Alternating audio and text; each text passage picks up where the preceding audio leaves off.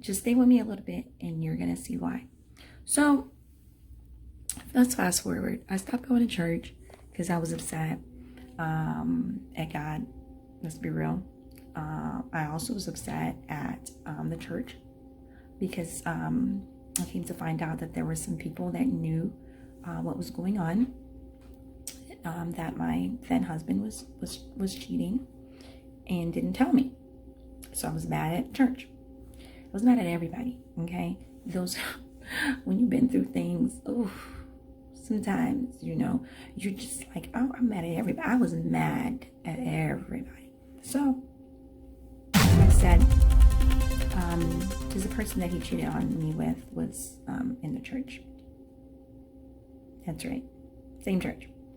So it was just very difficult to process. And it was like, but you knew he was married. You saw me all the time. You see me coming in with these poor little kids. Why? And then, for the others, I was like, but you guys knew and didn't say anything. Now, I will tell you this. When I was married, I had, suspicion. And I did make that my thoughts known to my then husband about this particular individual, and because I noticed that certain behaviors just were not right, and he made it out to be like I'm crazy, I'm making things up. I know some of you can identify with that, and I knew I wasn't making anything up. I knew I wasn't seeing things. I knew what I knew. And at the time, though, I didn't know that what God had put in me, discernment, I didn't know that's what it was.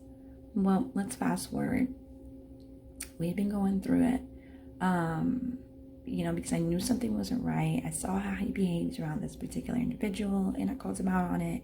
And instead of, acknowledging, his fault, sin, he would use the scriptures against me, and, oh, you're not being submissive, you're supposed to have a meek and quiet spirit, all of that.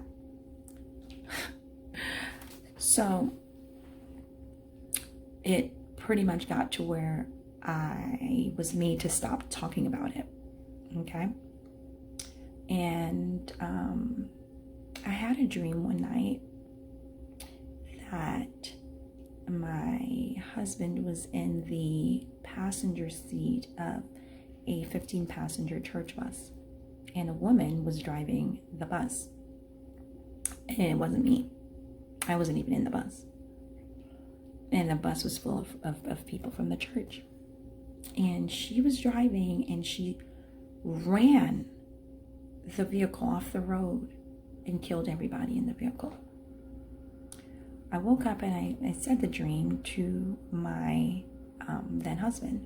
And I said, what do you think this means? And he was dismissive, of course. I knew what that dream meant. I believed that he was going along with this person and was allowing this person to pretty much control the situation and destroy the church, which is what ended up happening. But, he refused to admit that or see that, so I had to let it go.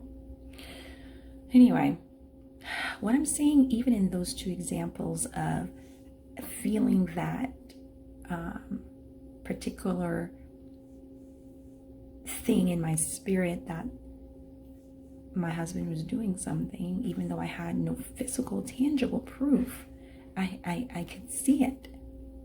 I had never been in any relationship before to know, oh yeah, I know what those behaviors are because I remember it from the last one. I didn't know it at the time, but now I know that it was the Lord, telling me something is going on. But I did try to act on it, but again, it was shot down. But that was a spirit of discernment that God had put in me that I didn't even know I had a gift of discernment then. I didn't. Actually, I didn't know I had a gift of discernment for many decades. Okay, I can't say many decades because then y'all gonna think I'm old. But for some time, until a few years ago, is when I finally realized, oh my God, that's what one of the gifts of the Spirit that I have is the gift of discernment. Anyway, moving on. I also didn't realize at the time that God would speak to me in dreams. Now, for those of you who are like, oh my God, like she's crazy, whatever, hear me out. I didn't realize it then. And, as I'm speaking to you about the dream, is when it's coming to me even now. I know now that God does speak to me in dreams. He's been doing that for the past few years now. But he had been trying to speak through me through dreams even before. And I didn't know. But he was. Anyway, moving on. So for those of you who can identify with me, comment below so I know I'm not in this alone. And I know I'm not, because I know that God had me here and has me here to encourage somebody that's going through the same thing. So I know I'm not in this alone. Even if you don't comment below, I know some of you, this is not going to resonate with everybody, but this is going to be for those who need to hear it. Anyway, I want to keep this video as brief as possible, because this channel is going to be a continuous process of me sharing with you from what God has shown me and allowed me to see from the experiences and the journey He's taking me through, even as a child of God, a woman of God, a Joseph, if you would have it. And I want to let you know that I'm here today, okay, after going through a divorce, a public one. But I'm here and I'm telling you that it was Jesus Christ that brought me through it, and nobody but Him. I experienced so many emotions. I did not trust anybody, okay? Like I said, I left the church, and I'm going to try to wrap this up real quick, but I left the church because I was mad at the Lord. And then I realized pretty soon that God didn't do anything wrong. My then husband did.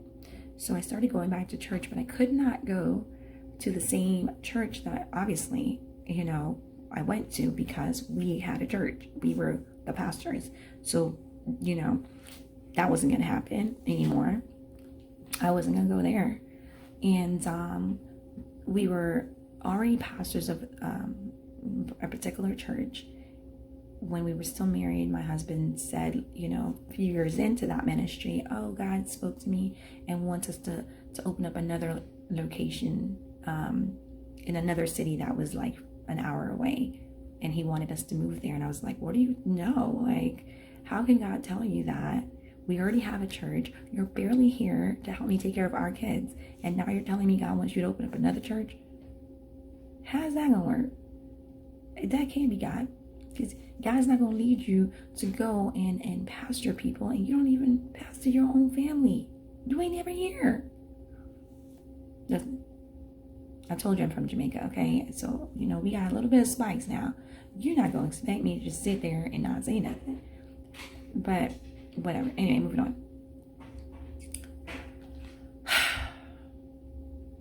When you have a call of God on your life, nothing, no circumstance, no hindrance will take that away. Okay? God is still going to find a way to use you, because that thing that He put in you, no divorce, no, infidelity, no person, no group of people, no bankruptcy, no nothing can take you away from the love of God, and can take you away from what God has put in you. The only requirement is for us to submit to what God is doing.